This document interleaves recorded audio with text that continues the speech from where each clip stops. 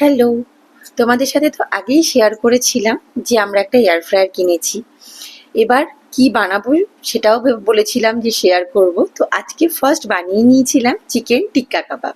এটা বানানোর জন্য চিকেনের ব্রেস্ট পিসগুলোকে ছোট ছোট টুকরো করে কেটে তার মধ্যে কাশ্মীরি লঙ্কা গুঁড়ো, হলুদ, জিরে গুঁড়ো, নুন, চাট মশলা, কসুরি মেথি পাউডার, কিছুটা জয়িত্রী গুঁড়ো, আদা রসুন বাটা, টক দই 2 চামচ, লেবুর রস আর অল্প অলিভ অয়েল দিয়ে ম্যারিনেট করে 4 ঘন্টা মতন ফ্রিজে রেখে দিয়েছিলাম।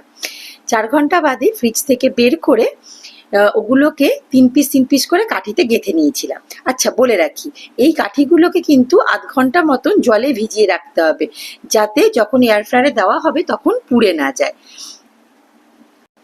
ফার্স্ট টাইম বানাচ্ছি এয়ার ফ্রায়ারে, একটু তো নার্ভাস লাগছিল যে সব ঠিকঠাক হবে কিনা, খেতে কেমন হবে, এগুলোই ভাবছিলাম। বাকিটা আমি বলি। হ্যাঁ, বল। এয়ার ফ্রায়ারের ট্রেতে আমরা প্রথমে বসিয়ে নিয়েছিলাম বেকিং পেপার, যেটা বেকোর। তোমরা এটা ব্লিঙ্কিটেও পেয়ে যাবে, আমরাও ব্লিঙ্কিট থেকেই কিনেছি।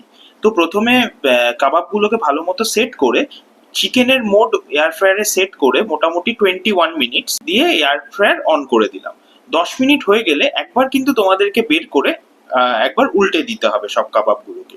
উল্টে দিয়ে আবার বাকিটা গ্রিল করার জন্য দিয়ে দিলাম। ব্যাস, এইভাবেই রেডি হয়ে গেল জুসি আর টেস্টি চিকেন টিক্কা কাবাব।